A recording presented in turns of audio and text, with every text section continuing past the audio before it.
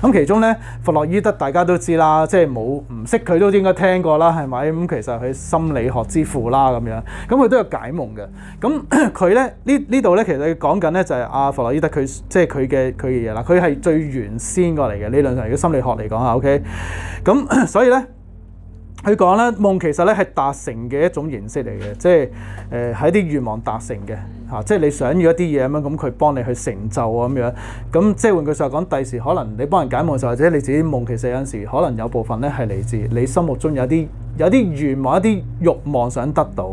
但係你現實中唔能夠得到，於是乎透過夢就去得到啦，去滿足翻你自己個慾望。咁同埋去即係處理一啲衝突嘅問題啊，即係我想要咁，同我可能我一啲道德上我唔容許咁佢就透過夢去做翻出嚟，就係咁解啦。OK， 好啦，咁咧有助我哋平時咧就係去處理翻我哋平日寫嗰啲壓力啊，同人哋之間嘅衝突，或者心裏面可能好多一啲對啊錯啊、黑白是非啊、道德啊同我慾望嘅一啲衝突咁樣去平衡翻嘅，咁。同埋咧，去保護翻你睡眠嘅時候咧，就係唔受到呢個衝突嘅干擾，等你好好咁瞓一覺。呢個都成日講潛意識就係想我哋咧好好瞓一覺，好好活下去嘅。呢個係我哋潛意識想幫我哋做嘅。咁佢有分咧顯夢同埋隱夢嘅。顯夢嗰 part 就係講緊咧，佢係一啲夢嘅表面內容嚟嘅，係你日常生活中咧你實質即係經驗得到一啲情節，所以你會覺得哇，點解咁赤裸裸咁白嘅？就係總之就係我日常生活，我翻工就翻工咯咁樣。咁其實就係講緊呢一 part 嘢啦。咁隱夢意思就係咧，潛意識啲慾望嘅衝突咧，就會係即係化成一啲隱藏同埋符號化嘅。咁譬如佢用面嗰陣就係你平時翻工，但其實佢想包住嘅係底嗰陣，佢冇呈現出嚟嗰啲係啦。咁所以唔係淨係睇面嗰陣，我哋睇係佢。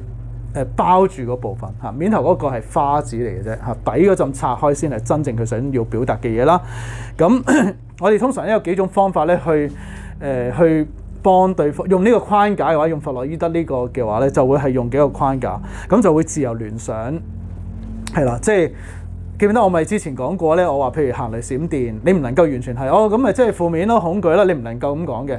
係啦，因為佢可以係任何嘢，而嗰樣嘢咧係賦予啲乜嘢咧，其實就視乎嗰個發夢嘅人。我哋堅持就係夢者自負嘅，就唔係我哋解夢師俾佢話俾聽咁。當然有啲嘢有依據嘅，有啲有依據，但唔能夠完全100% 覺得我哋解夢師呢一套就啱晒，係一定要 base on 對方係啦。咁然之後自由聯想，可能透過問一啲問題啦，然之後去引導佢啦。你呢一樣嘢你諗起乜啊？譬如佢夢見個漢堡包咁樣，咁你就問佢呢個漢堡包你對呢個漢堡包有啲乜嘢諗法？咁佢就會拋一啲説話出嚟，你從中去揾翻啲合邏輯、合晒成個古仔